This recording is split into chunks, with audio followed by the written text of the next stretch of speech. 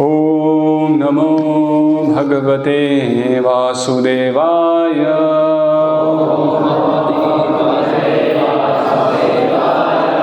ओम नमो भगवते वासुदेवाय।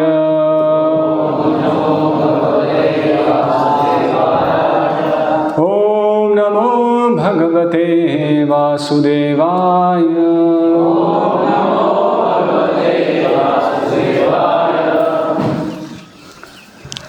स्कंद 4 अध्याय 4 श्लोक संख्या 19। साथ में उच्चारण करेंगे। न वेदवादान अनुवर्तते मतिः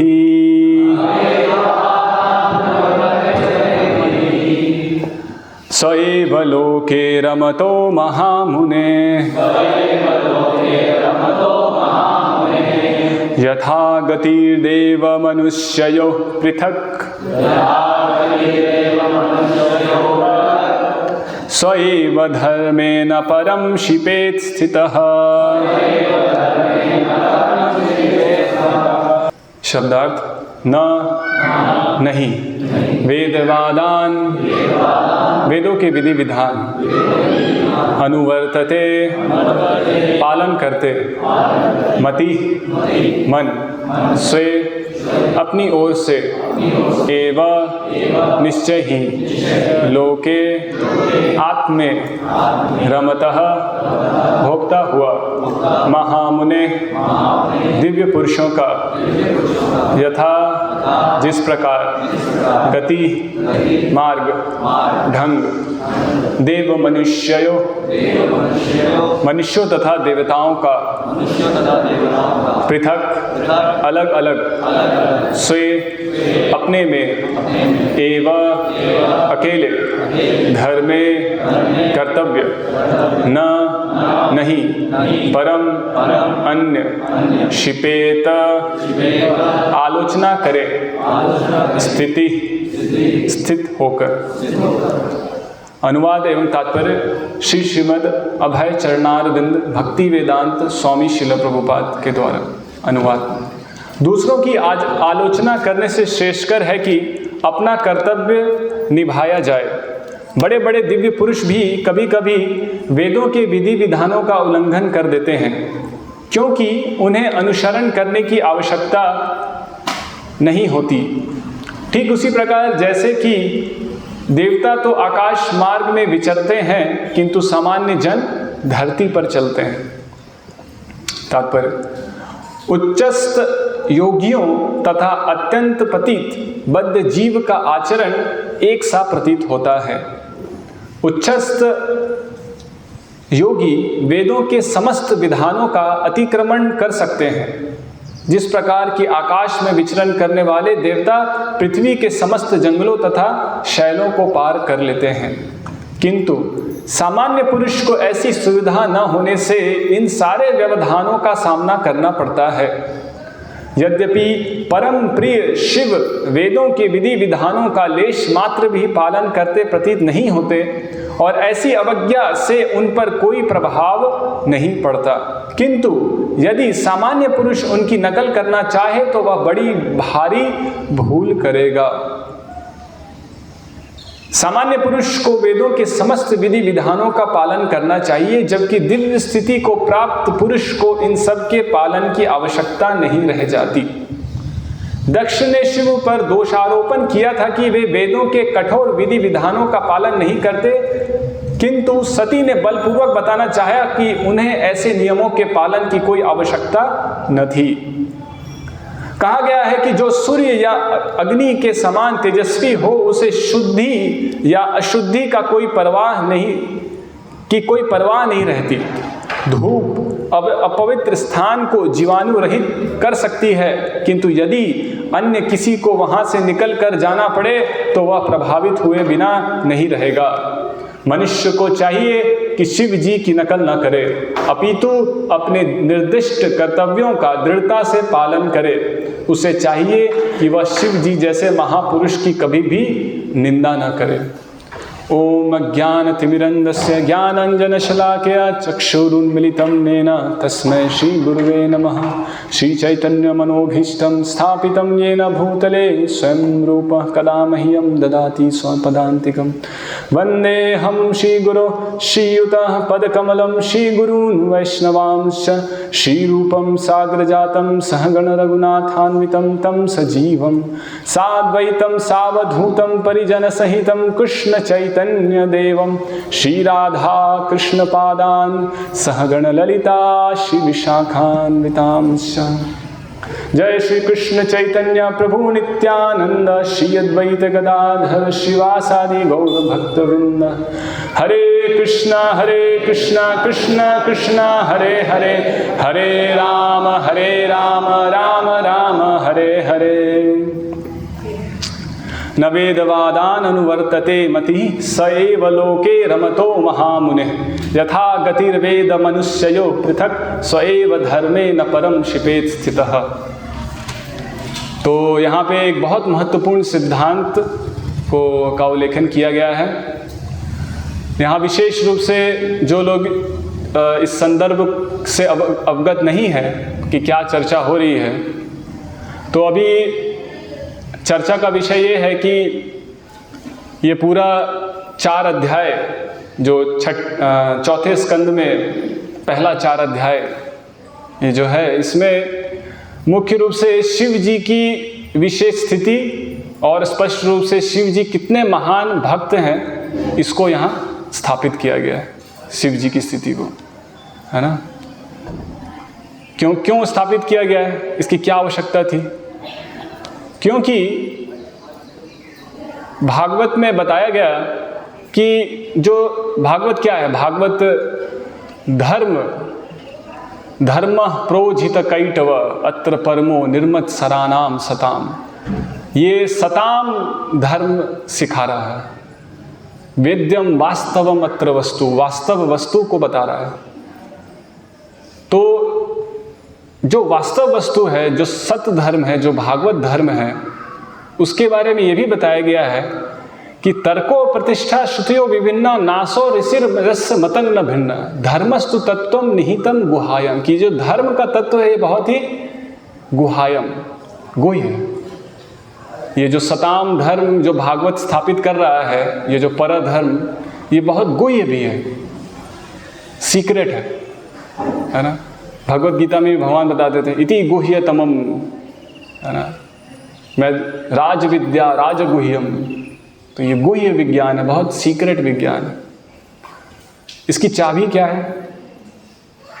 ये जो लॉक लगा हुआ है इस ज्ञान में भागवत का, किताबें तो सबके पास है, लेकिन फिर भी कहा गया है ये सीक्रेट है। तो ये सीक्रेट है यानी कि लॉक्ड है, ताला लगा हुआ है इसमें। तो इस ताले की चाबी क्या है? क्या है, कोई बताएंगे? महाजनो ये न गतस्य पंथा धर्मस्तु तत्वम निहितम गुहायम महाजनो ये न गतस्य पंथा। कि ये जो गुहायम धर्म है, ये जो बहुत अत्यंत रहस्यमय धर्म है, पढ़ करके भी सुन करके भी आश्चर्यवत् पश्यति कश्चिदेनम आश्चर्यवत् चैनम अन्य शृणोति श्रुत्वाप्येनम वेदन चैव कश्चित्। कोई आश्चर्य से देखता है इस आत्मा को, कोई आश्चर्य से सुनता है, कोई सुन करके भी नहीं समझता है, देख करके भी नहीं समझता है ना। तो ये जो आत्मा का अस्तित्व है और आत्मा के अस्तित्व में भी जो आत्मा का धर्म है, ये बहुत ही गुह्य है। तो धर्मस्तु तत्वम निहितम गुहायम महाजनो ये न गतस्य पंथा। ये सिर्फ महाजनों के पद का अनुसरण करके, जो महाजन है उनके पदों का अनुसरण करके ही ये ताला खुल सकता है ना। तो भक्तों की सेवा वो ज़्यादा श्रेष्ठ है भगवान की सेवा से। तो महाजन कौन है, फिर प्रश्न आएगा। तो महाजन हमको बताएंगे रास्ता कैसे कैसे जाना है, और ये जो खजाना है ये कहाँ कैसे मिलेगा, ये रास्ता महाजन बताएंगे। महाजन कौन है, फिर प्रश्न उठेगा, है ना। कौन है महाजन? स्वयंभू नारद शंभु कुमार कपिलो मनु प्रहलादो जनको भीष्मो बलीर वैया सकीर वयम। ये 12 महाजन है। तो इसमें शिव जी का नाम आया, कहाँ आया? शंभु। तो भागवत में इन 12 महाजनों की कथा बताई गई है ताकि हम वो गुहायम धर्म को समझ सके और इन महाजनों का अनुसरण करते हुए, इसलिए यहाँ पे शिव जी के बारे में चर्चा हुई है। इसी तरीके से भीष्म पितामह, बलि महाराज, सुखदेव गोस्वामी, है ना, और कौन कौन, मनु, जितने प्रकार के मनु हैं, अलग अलग जो मनु हैं उन सब की कथा है। तो पूरा भागवत क्या है? महाजनों की कथा है। और महाजनों की कथा क्यों सुननी है? क्योंकि हम इस गुह्य धर्म को समझना चाहते हैं। तो यहाँ पे शिव जी की ये जो चर्चा आई है, इसमें विशेष रूप से जो आज का श्लोक है, इसमें सती ये जो अध्याय है, इसमें सती अपने पिता को कटाक्ष कर रही है क्योंकि उसके पिता उनके पति का अपमान कर रहे हैं। अब सती अपने पति के सम्मान को बनाए रखने के लिए अपने पिता को कटाक्ष कर रही है ना, कि आप शिव जी के अस्तित्व को नहीं जानते हैं, है ना। तो अब बता रही है, यहाँ से तर्क पे तर्क वो दे रही है कि कैसे कैसे शिव एक महान भक्त है। तो क्यों दक्ष शिव जी से खुश नहीं था? क्योंकि शिव जी एक अवधूत हैं, है ना, जो भी वेद के नियम हैं उनको पालन नहीं करते हैं। जिसको हम गंदगी समझेंगे, जिसको हम अशुभ समझेंगे, वो सब चीज़ों को शिव जी अपने शरीर पे लेके चलते हैं। मृत कंकाल, है ना, जलाए हुए शव का राख, ये सब धारण करते हैं। ये सब तो अशुभ है, अत्यंत अशुभ है। ये सब शिव जी धारण करके चलते हैं। तो दक्ष ने कहा कि मैं तो शादी कराता ही नहीं सती की, लेकिन वो तो ब्रह्मा ने कह दिया इसलिए मुझे शादी करानी पड़ गई, नहीं तो इस अवधूत से तो मैं शादी कराता ही नहीं।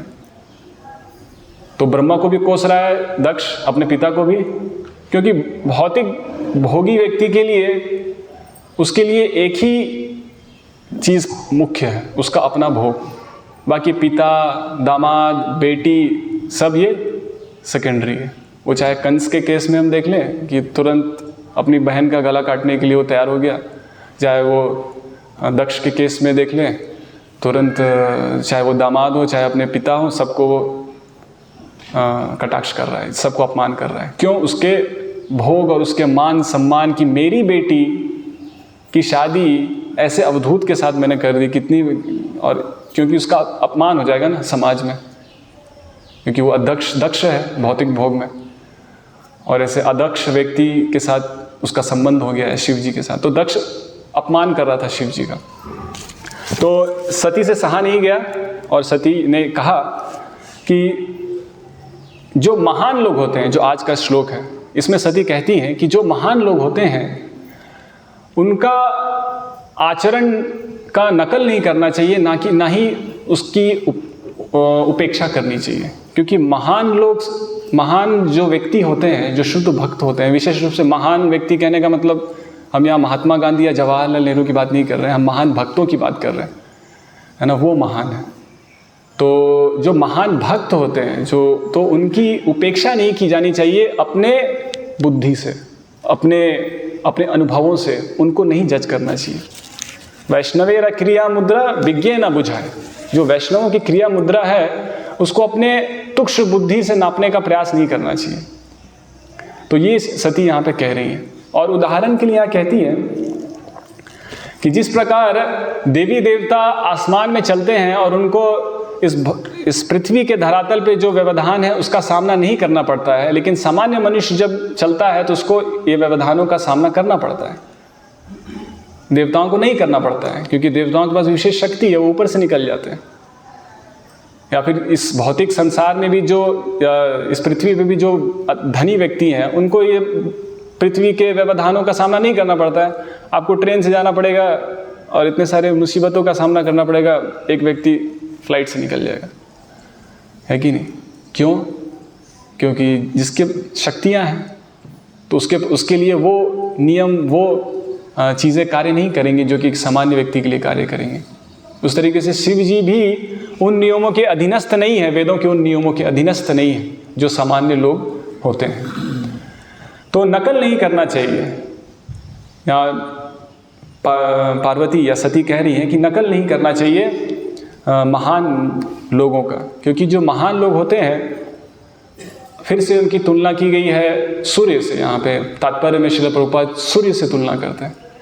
तो सूर्य की किरण जब किसी नाली कचड़े में पड़ती है तो सूर्य की किरण दूषित नहीं होती है ना। कहीं मल मूत्र पड़ा है, सूर्य की किरण पड़ेगी तो जो जगह शुद्ध हो जाएगा। लेकिन कोई सामान्य व्यक्ति अगर उसको साफ करने का प्रयास करेगा तो हो सकता है वो दूषित हो जाए। उसके दूषित होने का संभावना है, लेकिन सूर्य के दूषित होने की संभावना है नहीं। तो मही यशाम ना दोष है कि जो महान है उनमें दोष नहीं ढूंढना चाहिए, क्योंकि अपनी तुच्छ बुद्धि से। तो यहाँ पर उल्लेखन है कि सामान्य लोग हैं जो वैदिक विधि विधानों का पालन करते हैं, और कुछ लोग महान लोग हैं जिनके ऊपर वैदिक विधि विधानों का नियम लागू नहीं होता है। ये दो कैटेगरी है। इसके टोटल भगवत गीता में 4 स्तर बताए गए हैं लोगों के, 4 स्तर बताए गए। एक स्तर तो ये है कि जो लोग अपना अपना स्वधर्म करते हैं, यहाँ पे स्वधर्म की बात आई है ना, स्वएव धर्मे न परम शिपेत स्थिता। सबको अपना धर्म करने की चिंता होनी चाहिए, दूसरे की उपेक्षा करने के लिए परेशान नहीं होना चाहिए। वो क्यों कर रहा है, मैं उसकी जगह होता तो ऐसा करता। इसमें नहीं पढ़ना चाहिए। आपका अपना स्वधर्म है, आपके स्वभाव के अनुसार आपको वो स्वधर्म दिया गया है, प्रकृति ने दिया है। जो आपने स्वभाव खुद से बनाया था उसके अनुसार आपको एक शरीर दिया गया है। उस स्वधर्म को पालन करना चाहिए। न शिपेत, शिपेत मतलब दूसरे की से ईर्ष्या नहीं करनी चाहिए कि मैं उससे महान हूँ, मैं उसकी जगह रहता तो मैं ऐसा कर देता, या मेरी स्थिति ऐसी है, मेरी स्थिति ऐसी नहीं होनी चाहिए, मैं तो उस पद के लिए योग्य हूँ, है ना, मैं तो ब्राह्मण बनने के लिए योग्य हूँ, कहाँ से मैं ये इस परिस्थिति में पैदा हो गया। इस तरीके से नहीं करना चाहिए। स्वधर्मे न शिपेत स्थिता। तो भगवान गीता में 18वें अध्याय में सबसे पहले हम ये समझेंगे कि वो जो फाइनल स्टेज है, जो सबसे परम स्थिति है, वो कौन सी स्थिति है, अलग अलग स्थितियाँ कौन सी हैं, और उस परम स्थिति में व्यवहार क्यों ऐसा हो जाता है कि व्यक्ति वैदिक विधि विधानों का पालन करना छोड़ देता है, क्यों ऐसा कर देता है। तो सबसे पहले ये समझना होगा कि बाकी स्थितियाँ क्या हैं और वो स्थिति कैसी है। तो उसमें भगवत गीता के 18वें अध्याय में भगवान लगातार कुछ श्लोकों में चारों स्थितियों को बताते हैं, एक के बाद एक, एक के बाद एक। तो भगवान 18वें अध्याय में बताते हैं 45वें श्लोक में, स्वे स्वे कर्मण्यभिरतः संसिद्धिं लभते नरः स्वकर्म निरतः सिद्धिं यथा विन्दति तच्छृणु। स्वे स्वे कर्मण्य अभिरतः, सबको अपना अपना कर्म करना चाहिए। स्वे यहाँ पे भी आया ना शब्द, स्वधर्म, स्वकर्म, सबको अपना अपना कर्म करना है। उसी से क्या होगा, निरतः सिद्धिं, हर कोई अपनी सिद्धि को प्राप्त करेगा। बनावटी रूप से नकल करने की कोई आवश्यकता नहीं है। भगवान ने कहा ही नहीं है तुम उसके जैसा बनने का प्रयास करो, नहीं। अपना अपना स्वभाव जो है, जितनी भगवान ने बुद्धि, योग्यता, बल दिया है, क्षमता दी है, उसमें करें। तो यतः प्रवृत्तिर्भूतानां येन सर्वमिदं ततं स्वकर्मणातमभ्यर्च्य सिद्धिं विन्दति मानवः। तो जो भगवान जो सर्वगता है ना, उसको उसकी उपासना कैसे कर सकते हैं। वो तो भगवान सर्वगता है, हर जगह उपस्थित है। तो सबसे अच्छा उपासना का तरीका क्या है, अपना स्वधर्म को करना, है ना। मेरे पास समय नहीं है, मैं मंदिर नहीं जा सकता, मैं ये नहीं कर सकता, मैं वो नहीं कर सकता, माला करने का समय नहीं है, और बहुत सारे फेस्टिवल्स में आने का, या मैं एक ब्रह्मचारी सन्यासी के जैसा पूरा समय नहीं दे सकता। ठीक है, आप अपना स्वधर्म कर सकते हैं, हर कोई अपना स्वधर्म कर सकता है। यतः प्रवृत्तिर्भूतानां, आपकी जो प्रवृत्ति है, उसी प्रवृत्ति में जो आपका स्वधर्म है, अगर उसी को कोई करे, निष्ठा से करे, वैदिक विधि विधानों से करे, तो वो सिद्धि को प्राप्त करेगा। यहाँ भगवान कह रहे हैं सिद्धिं विन्दति मानव, सिद्धि प्राप्त होगी। लेकिन अगर कोई नकल करे तो वो क्या होगा, भयावह स्थिति पैदा हो जाएगी, है ना। श्रेयान स्वधर्मो विगुणा परधर्मात् स्वनिष्ठितात्, स्वधर्मे निधनम श्रेय परधर्मो भयावह। अगर कोई नकल करने का प्रयास करेगा कि मैं भी एक दिन ब्राह्मण बन के दिखाऊंगा, हो सकता है मैं शूद्र हूँ आज, लेकिन एक दिन मैं भी ब्राह्मण बन के दिखाऊंगा, है ना। जो आज आधुनिक जो कॉम्पिटिटिव सोसाइटी है, इसमें हर कोई एक दूसरे को से आगे निकलना चाहता है, लेकिन वैदिक समाज ऐसा नहीं है। हर कोई अपनी स्थिति में रह करके ही सिद्धि प्राप्त कर सकता है ना। पूरा उल्टा है। वैदिक समाज क्या है, आधुनिक समाज क्या है, आपको सिद्धि प्राप्त करने के लिए आपको प्रगतिशील होना पड़ेगा। वो प्रगतिशील की परिभाषा क्या है, अपने ऊपर से ऊपर और लोगों को नीचे ला करके अपने आप को ऊपर बैठाना होगा, और उससे ऊपर बैठाना होगा, उससे ऊपर बैठाना होगा। ये प्रगति है। लेकिन वैदिक स्थिति के हिसाब से प्रगति यही है कि आप जहाँ हैं वहीं रहिए और निष्ठा से अपना कर्तव्य कीजिए। आपको बहुत ज़्यादा कॉम्पिटिटिव होने का ज़रूरत नहीं है। Competitive, you have to be competent, है ना। कॉम्पिटेंट का मतलब क्या, आपको ईर्ष्यालु होना है, आपको द्वेषी होना है दूसरे से। उसी का एक अच्छा पॉलिश्ड शब्द है कॉम्पिटिशन, कि द्वेष करो, सबसे द्वेष करो। वो क्यों आगे निकल गया, अच्छा मैंने, अरे यार मैंने क्यों नोट्स दे दिया उसको, अगली बार से ध्यान रखूँगा, अपना नोट्स नहीं दूंगा उसको, है ना। चिंता, सब परेशान हो जाते हैं हर समय उस द्वेष की अग्नि में। इसलिए ये भागवत धर्म कहा गया, ये निर्मत सरों के लिए है, जिसमें मत्सरता नहीं है, जिसमें जो अपने द्वेष में खुश है तो यहाँ आने की जरूरत नहीं है कथा सुनने की। जो अपने द्वेष में खुश है, लेकिन जो जान रहा है कि नहीं मैं द्वेषी हूँ, मैं ईर्ष्यालु हूँ और मुझे इससे निकलने का प्रयास करना है, तो वो भागवत को पढ़े, क्योंकि ये निर्मत सरों के लिए है जो द्वेष से मुक्त होना चाहते हैं, है ना। तो जो इस कॉम्पिटिटिव सोसाइटी में बने रहना चाहते हैं, फिर वो रसाभास हो जाएगा, क्योंकि भागवतम तो द्वेष मुक्त करने के लिए, आपको इस कॉम्पिटिटिव सोसाइटी में आगे बढ़ाने के लिए ये मदद नहीं करेगा। तो फिर भगवान कहते हैं, अब ये एक स्तर हो गया जहाँ पे स्वधर्म को बताया गया, स्वधर्म करके सिद्धि प्राप्त की जा सकती है।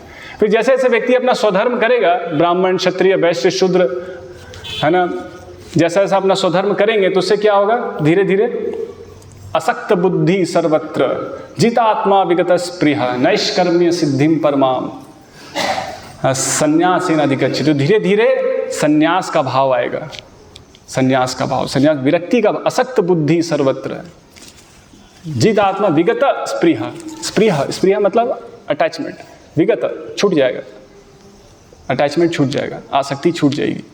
असक्त बुद्धि, आसक्त बुद्धि खत्म हो जाएगी, असक्त बुद्धि आएगी।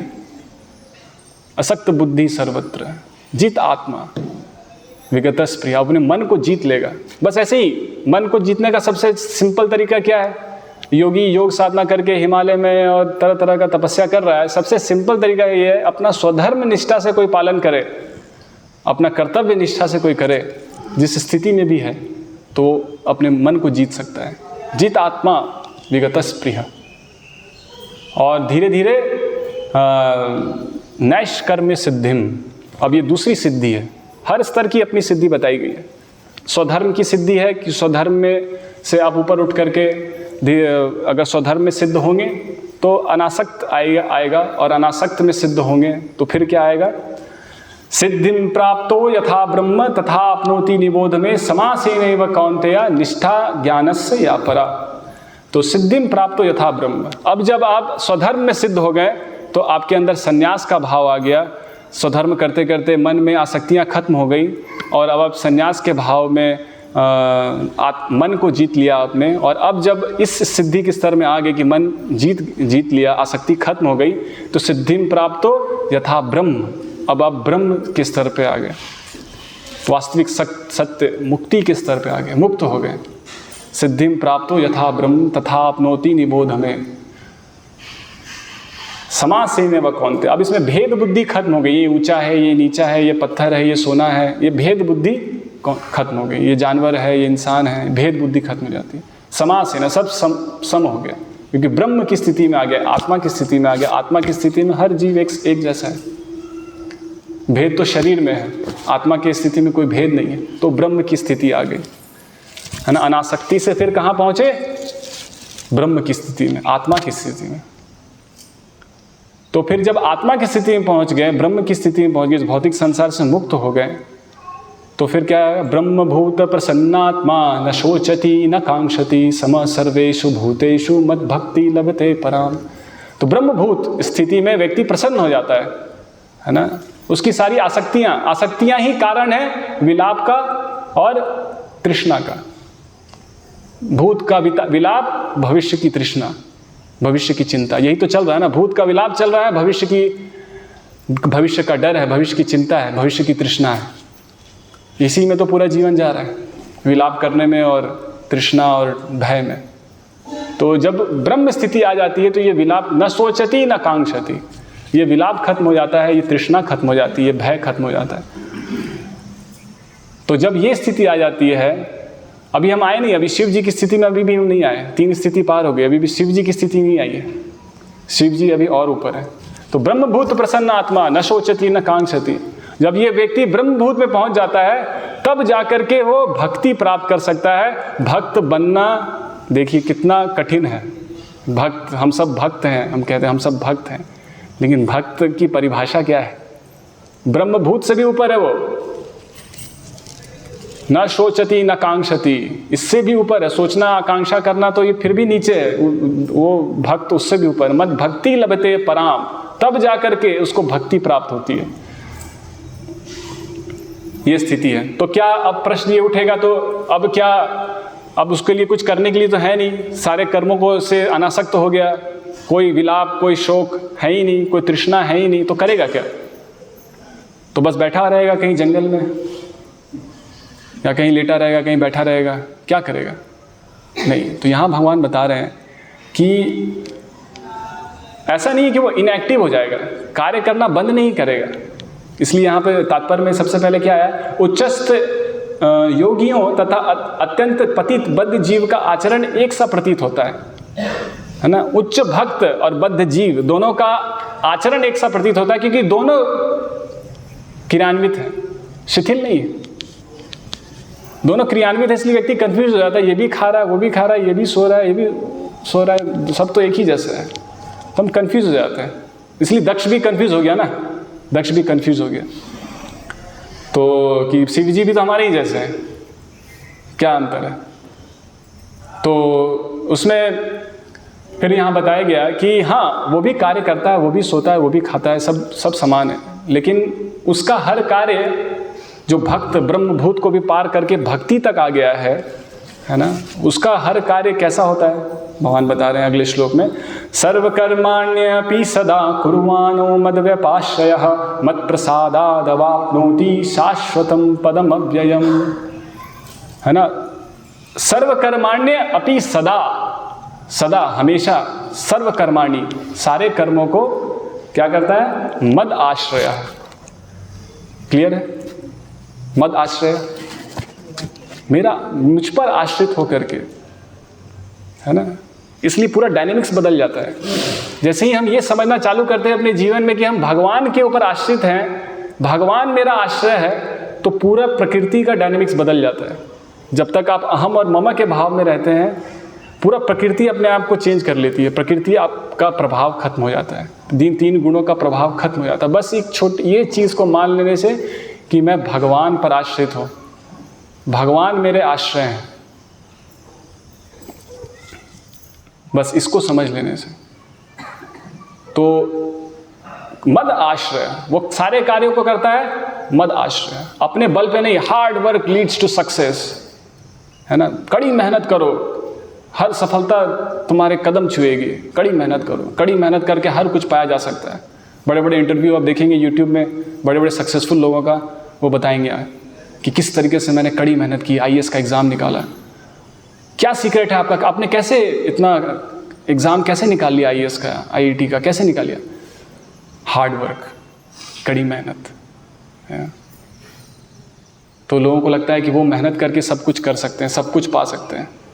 और इलॉन मस्क और ऐसे लोग, उनके जो कड़ी मेहनत कर रहे हैं, अब वो अपनी कहानी सुनाते हैं, किस तरीके से मैं गैराज में सोता था और किस तरीके से मेरे पास पैसा नहीं था और मैं अपना घर बेच करके मैंने एक कंपनी बनाई। तो ऐसा लगता है कि अगर हम भी ऐसा प्रयास करें तो हम भी सफल हो जाएंगे, हम भी सिद्ध हो जाएंगे, और मेरे प्रयास ही तो हैं सब कुछ, और मेरे प्रयासों के अलावा और क्या है?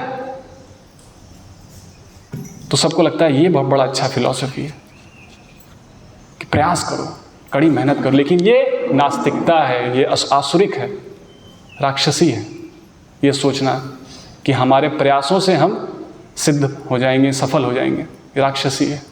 हार्ड वर्क, तो यहाँ पे बताया गया कि मद आश्रय, कि भगवान के ऊपर आश्रय रह करके, मत परह, फिर अगला श्लोक आता है उसमें भगवान कहते हैं मत परह, मद आश्रय, इस तरीके से व्यक्ति सिद्ध हो सकता है। और धीरे धीरे फिर वो है ना सर्वधर्मान परित्यज्य मम एकम, उसी के बाद और आगे का श्लोक में आते हैं तो फिर भगवान बताते हैं कि तमेव शरणम गच्छ सर्वभावेन भारत, सर्वभावेन मेरी शरण में आओ, पूरी भाव से मेरी शरण में आओ। सर्वधर्मान परित्यज्य, बाकी सारे धर्मों को छोड़ दो। जो भी मैंने धर्म बताया, स्वधर्म की चर्चा हुई, जो भी अभी तक चर्चा हुई है ना, इस स्तर पे अगर कोई आना चाहता है तो फिर धर्मों को छोड़ सकता है। इसलिए शिव जी ने दक्ष को सम्मान नहीं किया, क्योंकि उनके लिए वो बाध्य नहीं है दक्ष को सम्मान देने के लिए, क्योंकि उनके लिए जो धर्म है वो सिर्फ क्या है, सर्वकर्माण्यपि सदा कुर्वाणो मद व्यपाश्रया, कृष्ण का आश्रय ही उनका एकमात्र धर्म है उस स्तर के लिए, उस स्तर के व्यक्ति के लिए है ना, जो चौथे स्तर पे है, जो भक्ति के स्तर पे है, उसके लिए एक ही आश्रय है, इसलिए उसका एक ही कर्तव्य है। जो इस जगत का आश्रय लिया है उसके लिए जगत का कर्तव्य है, जो भगवान का आश्रय लिया है उसके लिए जगत का कोई कर्तव्य नहीं है।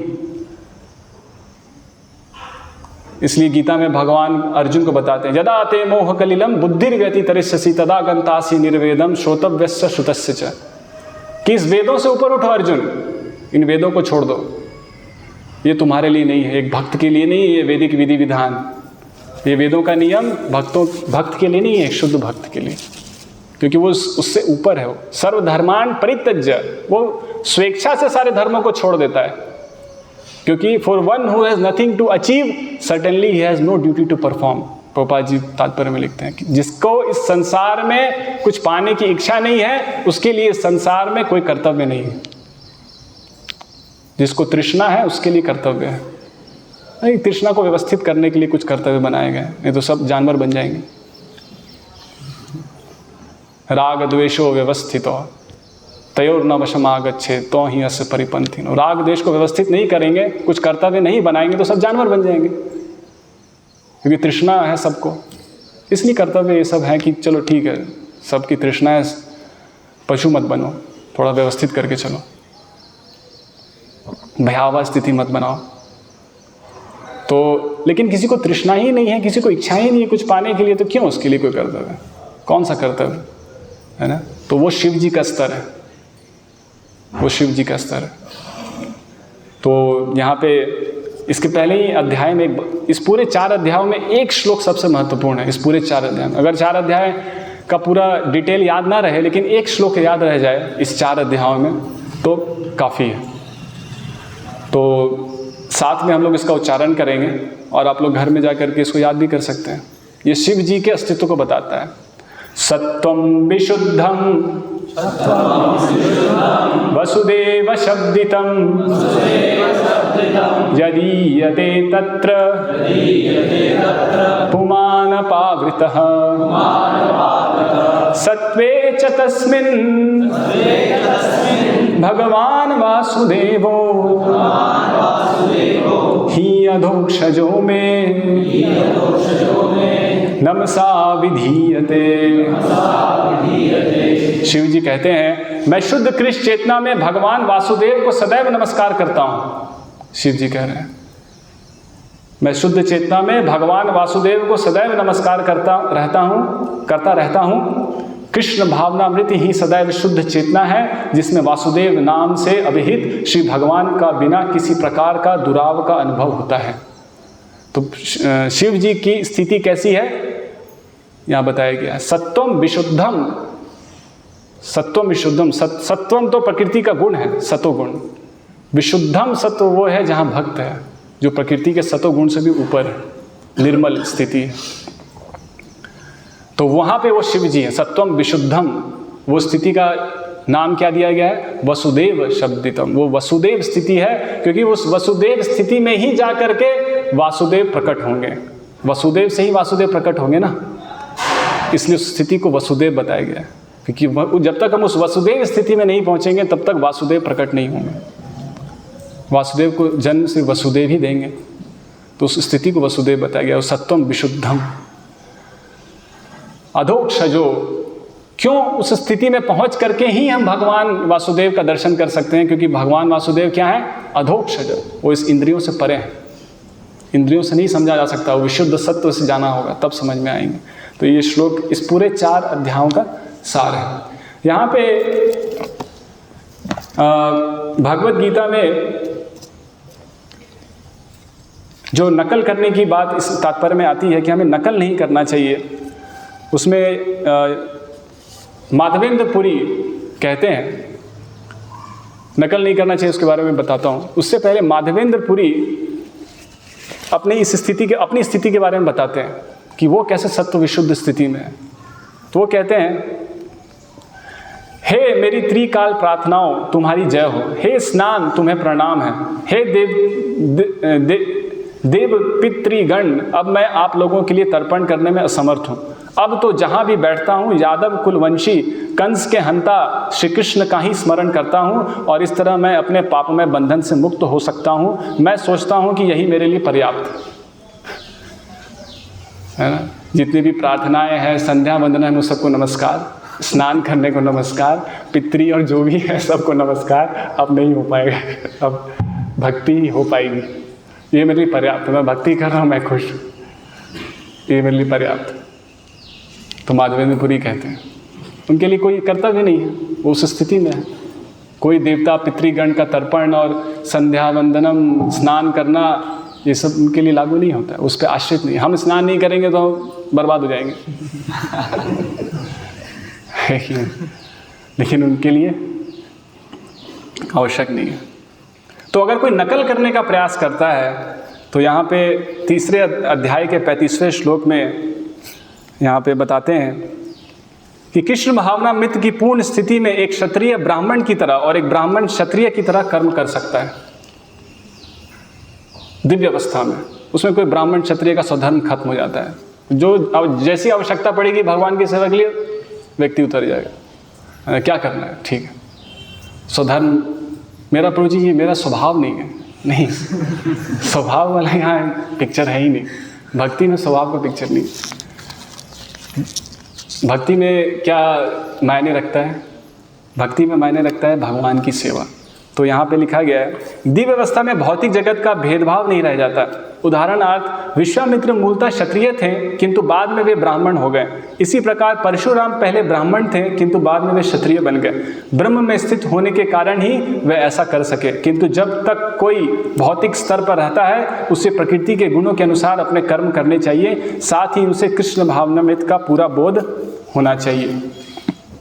तो विश्वामित्र और का उदाहरण, परशुराम का उदाहरण दिया गया। परशुराम ब्राह्मण थे, क्षत्रिय बन गए, विश्वामित्र क्षत्रिय थे, ब्राह्मण बन गए। तो ये दिव्य अवस्था में हो सकता है, उसमें स्वधर्म का कोई भेद नहीं रह जाता। तो हमने देखा शिव जी का उदाहरण, माधवेंद्र पुरी का उदाहरण देखा, उसके बाद हमने भी देखा परशुराम और विश्वामित्र का उदाहरण। अब हम चैतन्य महाप्रभु का उदाहरण देखते हैं। तो चैतन्य महाप्रभु के विषय में कृष्णदास कविराज गोस्वामी लिखते हैं कि चैतन्य महाप्रभु की जो अवस्था थी, जिस दशा में थे, वो भी विशुद्ध स्थिति, और उसमें भी अलग अलग ग्रेड है। विशुद्ध स्थिति में भी ग्रेड है, काफ़ी कुछ ग्रेड्स हैं। उसमें भी जो टॉप मोस्ट ग्रेड है उसमें चैतन्य महाप्रभु, उसका वर्णन किया गया है। कृष्णदास कविराज गोस्वामी बताते हैं कि चैतन्य महाप्रभु की स्थिति कैसी थी। तो स्वयं कृष्णदास कविराज गोस्वामी कहते हैं कि ये जो स्थिति होती है, ये सत्व विशुद्ध स्थिति होती है, ये बहुत ही जटिल है इसको समझ पाना। दक्ष के लिए तो जटिल था ही, भगवान कृष्ण के लिए भी जटिल हो गया। भगवान कृष्ण भी नहीं समझ पाते ये विशुद्ध स्थिति या ये जो दिव्य स्थिति कैसे, ये कब कैसे व्यवहार करेगा, उसको सब कैसा कैसा भाव प्रकट होगा इस दिव्य स्थिति में, इसको भगवान कृष्ण भी नहीं समझ पाते हैं। तो कृष्णदास कविराज गोस्वामी कहते हैं स्वयं कृष्ण भी अपने ये अंत्यलीला अध्याय 18 श्लोक संख्या 16-17 से मैं पढ़ रहा हूँ। स्वयं कृष्ण भी अपने भक्तों की दशा, प्रगति, सुख तथा दुख एवं प्रेम भावों को पूरी तरह नहीं समझ पाते, इसलिए वे इन भावों को पूर्ण आस्वादन करने हेतु भक्त की भूमिका अंगीकार करते हैं। इसलिए वो भक्त बन करके आते हैं, भक्त को समझने के लिए कि भक्त क्या क्या भाव अनुभव करता है। उनको भी आकर्षण होता है कि मैं भी तो देखूं, मैं भी तो महसूस करूं। तो दक्ष को क्या दोष दें? भगवान ही नहीं समझ पा रहे तो दक्ष कैसे समझ पाएगा, है ना? तो और सामान्य व्यक्ति का क्या कहना? सामान्य व्यक्ति अगर अपराध कर देता है तो ये है इतनी जटिल चीज़। कृष्ण का प्रेम कृष्ण तथा उनके भक्तों को नचाता है और स्वयं भी नाचता है। इसी तरह तीनों ही एक साथ एक स्थान में नाचते हैं। कृष्ण प्रेम भक्तों को भी नचाता है, कृष्ण को भी नचाता है और सब साथ में नाचते हैं। दिखा, जो व्यक्ति कृष्ण के प्रेम विकारों का वर्णन करना चाहता है वह उस बौने के समान है जो आकाश में स्थित चंद्रमा को पकड़ने का प्रयास करता है। उस स्थिति को तर्क से समझना, है ना, विवाद संवाद से समझना, दर्शन से समझना, ये सब बेवकूफ़ी है ना। उस बौने व्यक्ति के समान है जो चंद्रमा को पकड़ने का प्रयास कर रहा है। जिस तरह वायु समुद्र के जल की एक बूंद को ही उड़ा ले जा सकती है, उसी तरह जीव कृष्ण के प्रेम रूपी सागर का केवल एक कण का ही स्पर्श कर सकता है। हवा कितनी भी तेज आएगी तो क्या पूरे समुद्र को उठा लेगी क्या? नहीं, एक दो बूंद उठा लेगी, हवा चलेगी, कुछ बूंदें उठा लेगी। उसी तरीके से कितना भी आप विद्वान हो गए, हम कितना भी सिद्धि प्राप्त कर ली, शक्ति प्राप्त कर ली, कृष्ण प्रेम का एक बूंद ही स्पर्श कर सकते हैं। वो कृष्ण प्रेम सागर है, बताया गया। प्रेम के उस सागर में क्षण प्रतिक्षण अनंत लहरें उठती हैं। भला एक तुच्छ जीव किस तरह उनकी सीमाओं का अनुमान लगा सकता है ना? इसमें अनंत लहरें हैं। सागर में कितनी लहरें हैं, कौन उसको गिन सकता है? इसलिए प्रेम का क्या अंत है? कितने भाव प्रकट होंगे, कितना आनंद होगा, उसका कोई अंत सीमा नहीं लगाया जा सकता। इसलिए शिव जी या इन महान भक्तों के व्यवहार को आंकलन नहीं करना चाहिए, उसको अपने अनुभवों से समझने का प्रयास नहीं करना चाहिए। स्वरूप दामोदर गोस्वामी जैसे व्यक्ति ही पूरी तरह जान सकते हैं कि श्री चैतन्य महाप्रभु अपने कृष्ण प्रेम में क्या आस्वादन करते हैं। तो शुद्ध भक्त जो उस दिव्य स्थिति में है वही दिव्य स्थिति को समझ सकता है, जो उस दिव्य स्थिति में है। तो जब कोई सामान्य जीव श्री चैतन्य महाप्रभु की लीलाओं का वर्णन करता है तब वह स्वयं ही उस महासागर की एक बूंद का स्पर्श करके अपने आप को पवित्र बनाता है। जिस तरह हाथियों का स्वतंत्र प्रमुख अपनी हथनियों के साथ जल में प्रवेश करता है, उसी तरह वैदिक नैतिकता के सिद्धांतों से परे कृष्ण ने गोपियों समेत यमुना में प्रवेश किया। उनका वक्षस्थल गोपियों के संपर्क में आने के कारण उनके गले की माला मर्दित हो गई थी और वह लाल कुमकुम चूर्ण से रंग गई थी। उस माला की सुगंध से आकृष्ट होकर भौरे कृष्ण का पीछा करने लगे, मानो गंधर्व लोक के दैवी जीव हों। तो यहाँ पे वर्णन आता है एक विशेष लीला की। जब श्री चैतन्य महाप्रभु कुछ कथा सुन रहे थे भक्तों से और इस तरीके से समुद्र के बगल से पार हो रहे थे और अचानक से उनको ऐसा आभास हुआ कि वो यमुना है। जो समुद्र को देख करके उनको क्या लगा, वो यमुना है। और वो दौड़ने लगे और इतनी तेज़ी से दौड़े, हवा के वेग से दौड़े और हवा के वेग से दौड़े और तुरंत गायब हो गए। भक्त लोग वहीं खड़े थे, वो लोग थोड़ा पीछा करने का प्रयास किए लेकिन वो इतनी तेज़ी से निकल गए कि फिर पता ही नहीं चला। और निकल करके फिर चैतन्य महाप्रभु समुद्र में कूद गए। उनको लगा यमुना है तो कूद गए समुद्र में। और तो फिर समुद्र में कूद गया और बहते बहते वहाँ से पुरी से कोणार्क आ गए। कोणार्क के तट पे एक मछुआरे ने उनको जाल में पकड़ लिया। तो जाल में पकड़ लिया और देखा तो डर गया, ये क्या है? उसको लगा मछली थी, तो निकाला तो देखा कि ये क्या है। तो यहाँ वर्णन आता है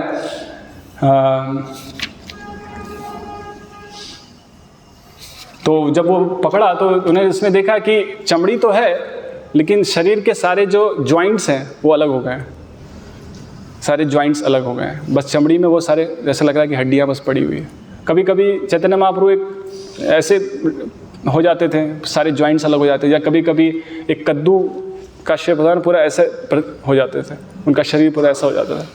तो अलग अलग पूरा शरीर, दिव्य शरीर किस तरीके से भाव प्रकट कर रहा है ना। तो इस तरीके से विभिन्न भावों को प्रकट करते हैं। तो जब मछुआरे ने पकड़ा और निकाला तो जैसे ही जाल खोला तो वो भी नाचने लगा, क्योंकि वो दिव्य शरीर तो वो भी हंसने लगा, नाचने लगा। हसत्य अथ रोदिति रौति गायत्य उन्माद वन नृत्यति प्रेम गा। तो प्रेम के लक्षण, हसत्य कभी रोता है कभी हंसता है, ये सब प्रेम के लक्षण तुरंत उसमें आ गए बस छूते ही।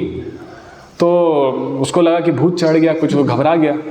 तो किसी तरीके से जाल अपना जल्दी जल्दी हटाया अब वो क्या हो रहा है उसको खुद भी समझ नहीं आ रहा, वो नाच रहा है, गा रहा है, और इधर भक्त लोग ढूंढ रहे हैं महाप्रभु कहाँ चले गए, महाप्रभु कहाँ चले गए। तो ढूंढते ढूंढते रात हो गई, फिर सुबह हुआ, तो सुबह फिर ढूंढना चालू किया, तो देखा कि एक मछुआरा नाचते गाते आ रहा है, मतलब कि हर भगवान का नाम लेते और नाचते गाते आ रहा है और रोते आ रहा है, हंस भी रहा है, रो भी रहा है। तो समझ गए कि ये जरूर चैतन्य महाप्रभु से मिला है कहीं ना कहीं। तो उससे आके पूछे आप क्यों इस तरीके से व्यवहार कर रहे हैं। तो उसने बताया कि मेरी जाल में एक लाश आ गई थी, शव आ गया था, जैसे ही मैंने उसको निकाला तो ऐसा ऐसा मेरे अंदर ये भूत चढ़ गया। तो स्वरूप दामोदर गोस्वामी ने बोला कि मैं भूत उतारता हूँ, मैं भूत उतारने वाला हूँ। तो उसके सिर पे कुछ हाथ रख के मंत्र पढ़ा और 3 झापड़ मारा, हालांकि अब आपका भूत उतर जाएगा। तो फिर वहाँ से फिर वो आगे बढ़े, जहाँ उसने बताया मछुआरे को कहाँ शव पड़ा, तो वहाँ गए तो देखा कि चैतन्य महाप्रभु लेटे हुए हैं और गूं गूं करके मुझ से आवाज़ निकल रहा है ऐसा। तो और महाप्रभु ऐसे ही, तो ये दिव्य अनुमान है ना। इसको हम कैसे समझेंगे, कैसे कोई शिव जी को समझ सकता है, कैसे कोई चैतन्य महाप्रभु को समझ सकता है, हमको इसका क्या अनुभव है, क्या हम भक्ति को जानते हैं। तो ये कहना कि हम भक्त बन गए हैं, है ना, ब्रह्मभूत स्थिति को पार करने के बाद कोई भक्त बनता है। मनुष्यानाम सहस्रेषु कश्चिदपि सिद्धे, कोई एक करोड़ों लाखों मनुष्यों में कोई एक भक्ति का पात्र बनता है। तो इस तरीके से चैतन्य महाप्रभु की लीलाओं से भी हम देखते हैं कि दिव्य उन्माद की स्थिति इतना सरल नहीं है सामान्य व्यक्ति के लिए समझना, ना ही नकल करने के योग्य है। हरे कृष्ण। किसी का कोई प्रश्न है? अभी हमने सुना कि यदि कोई सामान्य व्यक्ति पूरी हमें फुल्ली कैनॉट एंगेज, मतलब भगवान की सेवा में वो नियुक्त नहीं हो रहा है, तो उसको केवल उसका स्वधर्म में ही रहकर वो स्थिति प्राप्त कर सकता है। तो वैसे व्यक्ति को उसका स्वधर्म क्या है कैसे पता चलेगा? मतलब कि ऐसा नहीं है कि सामाजिक व्यवस्था जो है, तो उस सामाजिक व्यवस्था में हर किसी के लिए एक स्तर पे ही भक्ति कर पाना तो संभव नहीं। जो ब्रह्मचारी सन्यासी कर रहे हैं, सामान्य व्यक्ति भी कर पाए, वो संभव नहीं। तो सामान्य व्यक्ति इतना कर सकता है, उसको अपने रोटी कपड़े मकान से आ सकती है, पारिवारिक संबंध उसको कर सकता है, वो उसको करने में स्वेच्छा से उसको इंस्पिरेशन, उसका इंस्पिरेशन क्या है, वो आसक्ति उसकी प्रेरणा है। तो शास्त्र कह रहे हैं कि तुम अपनी आसक्ति को पूरा करो अपने स्वधर्म को पालन करते हुए, और धीरे धीरे अपने स्वधर्म को पालन करते हुए, और सिर्फ स्वधर्म का मतलब ये नहीं है कि आप सिर्फ अनाज उगा रहे हैं या क्षत्रिय लड़ रहा है और उस तरीके से स्वधर्म हो गया। तो उसमें स्वधर्म वहाँ पे बताया गया है कि स्वधर्म को भगवान वर्णाश्रम आचारवता पुरुषे न परम पुमान विष्णु आराध्यते।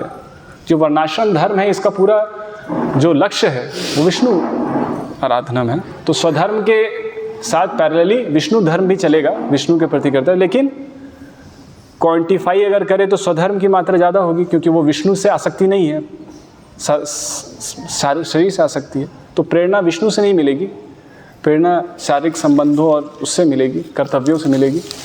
लेकिन औपचारिकता से ही अगर वो करे, विष्णु के प्रति अपने कर्तव्यों को अर्पण करे, औपचारिकता से भी प्रेरित होकर के ना करे, लेकिन औपचारिकता से भी करे, तो धीरे धीरे वो सिद्धि में आएगा, जहाँ स्वाभाविक रूप से उसको प्रेरणा मिलेगी।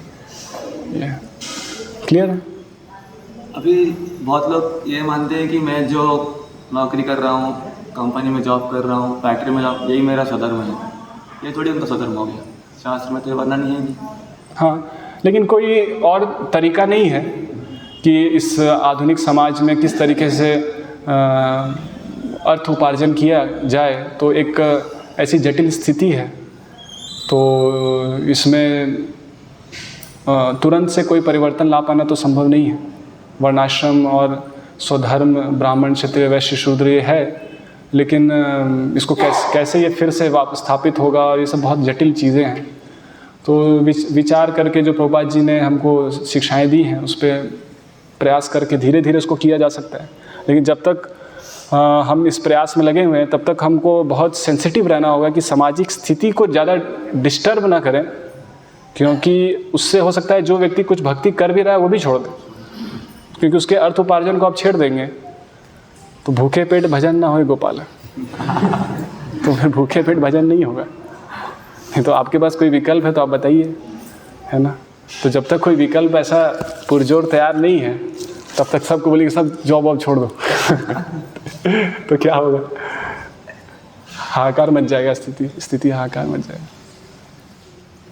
तो जैसे दक्ष ने ये सोचा कि शिव जी का अवधूत है और इनसे शादी करवाऊंगा तो मेरी बेटी की शादी इनसे होगी तो मेरा अपमान हो जाएगा मेरे समाज में। लेकिन हम देखते हैं उनका समाज क्या है, देवी देवताओं से बना हुआ, सब देवी देवता आते हैं उनके यज्ञ में, और सब देवी देवता तो शिव जी को महान समझते हैं, महादेव समझते हैं। तो वो लोग ऐसा क्यों सोचेंगे कि शिव जी से शादी हो गई और तो बुरी चीज़ है? दक्ष, हाँ नहीं उसमें देवी देवताओं की स्थिति भी क्या कह सकते हैं, क्योंकि दक्ष तो देवी देवताओं से भी ऊपर है, दक्ष प्रजापति है। तो अगर वो इस तरीके का विचार कर रहे हैं तो देवी देवताओं में भी हो सकता है विचार इस तरीके का, शिव जी को लेकर के हो सकता है। क्यों नहीं हो सकता है? क्योंकि कृष्ण जी जब उस भाव में कन्फ्यूज हो जाते हैं, उस भाव को नहीं समझ, आप बताया ना, जब कृष्ण उस भाव को समझने में कन्फ्यूज हो जाते, असमर्थ हो जाते हैं, वो भाव जो है विशुद्ध सत्व का जो भाव है वो इतना कन्फ्यूजिंग है। इसलिए कृष्णदास कविराज गोस्वामी कह रहे हैं ना, कहने का अर्थ है ऐसा नहीं कृष्ण नहीं समझ सकते, लेकिन कहने का अर्थ है कि बहुत कठिन है। तो देवी देवताओं से क्या अपेक्षा करना है कि वो शिव जी को समझ पाएंगे? अगर इतना समझदार होते तो खुद विशुद्ध सत्व में आने का प्रयास करते, वो भी शिव जी के स्तर पे आने का प्रयास, वो क्यों फिर भोग विलास में लिप्त रहते हैं? एक प्रश्न वो भी उठेगा। तो स्थिति इसलिए कंफ्यूजिंग है, बहुत जटिल स्थिति है। और कोई प्रश्न? हाँ,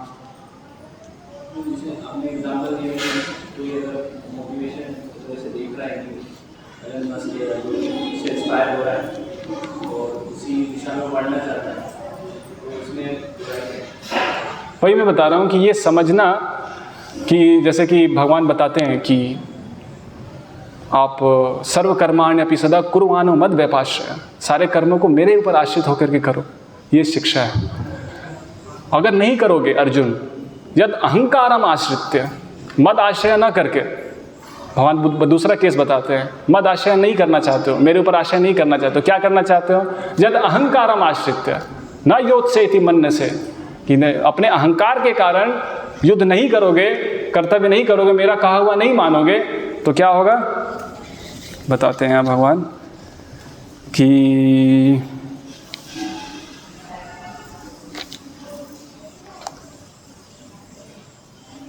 तो कहाँ गया श्लोक, मतलब कि तुम्हारा विनाश हो जाएगा, ऐसा भगवान बताते हैं श्लोक में। न योत्स्यति मन, यद अहंकारम आश्रित न योत्स्यति मन से मिथ्यई व्यवसायस्ते प्रकृतिस्त्वाम नियोक्ष्यति। ये जो मिथ्या व्यवसाय चुन रहे हो, अपने अहंकार का व्यवसाय, अपने अहंकार से अपना व्यवसाय तैयार कर रहे हो, है ना। मैं बहुत व्यस्त हूँ, किस में व्यस्त हूँ? अपने अहंकार में व्यस्त हूँ, है ना। तो व्यवसाय क्या तैयार कर रहे हैं? मिथ्या व्यवसाय। ये मिथ्या व्यवसाय को जो तुम सोच रहे हो कि मैं युद्ध नहीं करके अच्छा कर दूंगा, तो क्या होगा? प्रकृतिस्त्वाम नियोक्ष्यति। तुम युद्ध नहीं करना क्या सोच रहे हो? प्रकृति तुम सोच रहे हो लड़ना खराब है, प्रकृति तुम्हें मजबूर करेगी लड़ने के लिए। यहाँ नहीं लड़ोगे, कहीं और जाके लड़ोगे। भीख मांगने जाओगे, कोई भीख नहीं देगा, तलवार निकाल लोगे, गला हटा लेगा, क्योंकि क्षत्रिय है ना। कोई भी थोड़ा दुत्कार देगा तो तलवार निकाल के गला हटा देगा, क्षत्रिय है। तो प्रकृति तुम्हें मजबूर करेगी स्वभाव में। तो आपका प्रश्न जो है कि अगर भगवान का शरण नहीं लेंगे तो अहंकार का शरण लेंगे, बीच में तो कुछ है नहीं। कुछ है क्या? बीच में कुछ है नहीं। अहंकार का आश्रय लेंगे तो अहंकार का आश्रय में क्या होगा? तो उसमें तो पता ही है आपको। तो उसी का पॉलिश तरीका है उसको कहने का, hard work, be motivated, aim for the perfection, इस तरीके से कुछ लाइन बना, उसी अहंकार को थोड़ा पॉलिश कर करके, अच्छा अच्छा शब्दों का प्रयोग करके, तो लोगों को अच्छा लगता है सुन के, हाँ ये वाला अच्छा है, ये बढ़िया है। तो लोगों को मज़ा आता है। सत्य सुनने में तो अच्छा नहीं लगता। ठीक है, और किसी को प्रश्न?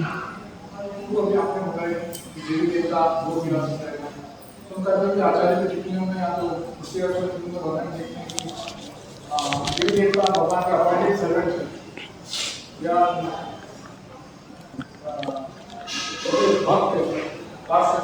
हाँ, कॉन्ट्रडिक्टरी है। भक्त एक बहुत ब्रॉड टर्म है। सब भक्त हैं, हम भी भक्त हैं, आप भी भक्त हैं, देवी देवता भी भक्त हैं, चैतन्य महाप्रभु भी भक्त हैं, सब भक्त हैं। लेकिन भक्त सब भक्तियों की भक्ति कर रहे हैं। कोई भक्ति के लिए प्रयास भी कर रहा है तो भक्ति है ना। कोई शुद्धता से प्रयास कर रहा है तो भक्ति कहेंगे। तो उस तरीके से भक्त है कि हम प्रयास कर रहे हैं। कोई अपना स्वधर्म भी निष्ठा से कर रहा है तो वो भी, और विष्णु को अर्पण कर रहा है, वो भी भक्त है। तो मैंने बताया ना, श्रेणियाँ हैं, सब भक्त हैं, श्रेणियाँ। कोई स्वधर्म से प्रयास कर रहा है, कोई निष्कर्म से प्रयास कर रहा है, अनासक्त होकर प्रयास कर रहा है, कोई ब्रह्म में स्थित होकर के प्रयास कर रहा है। इस तरीके से सब प्रयास कर रहे हैं, तो उस तरीके से भक्त हैं। तो देवी देवता स्वधर्म तो कर ही रहे, स्वधर्म तो कर ही रहे ना। उनको जो स्वधर्म बताया है वो तो कर रहे हैं, तो उसमें कोई दिक्कत नहीं है। लेकिन स्वधर्म में भोग विलास बाय डिफ़ॉल्ट है, क्योंकि प्रकृति के गुणों के अंदर हो रहा है स्वधर्म, तो भोग विलास अवॉइड नहीं कर सकते आप। भोग आ ही जाता है पिक्चर में, कितना भी आप उसको अवॉइड करने का प्रयास करेंगे। लेकिन क्योंकि स्वधर्म में है तो, और इसीलिए स्वधर्म कर रहे हैं, नहीं तो भक्ति पूर्ण रूप से भी ले सकते हैं। तो इस तरीके से देवी देवता है, स्वधर्म कर रहे हैं, और इस तरीके से प्रगति की तरफ बढ़ रहे हैं, भक्ति की तरफ बढ़ रहे हैं। भक्त हैं क्योंकि उसी दिशा में बढ़ रहे हैं। लेकिन they are not pure devotees, शुद्ध भक्त नहीं है। तो शुद्ध भक्त नहीं है तो क्या है? तो कुछ कहीं तो भोग का कोई लेश होगा, नहीं तो शुद्ध भक्त ही होंगे। हरे कृष्णा। श्रीमद् भागवतम की जय, श्रील प्रभुपाद की जय।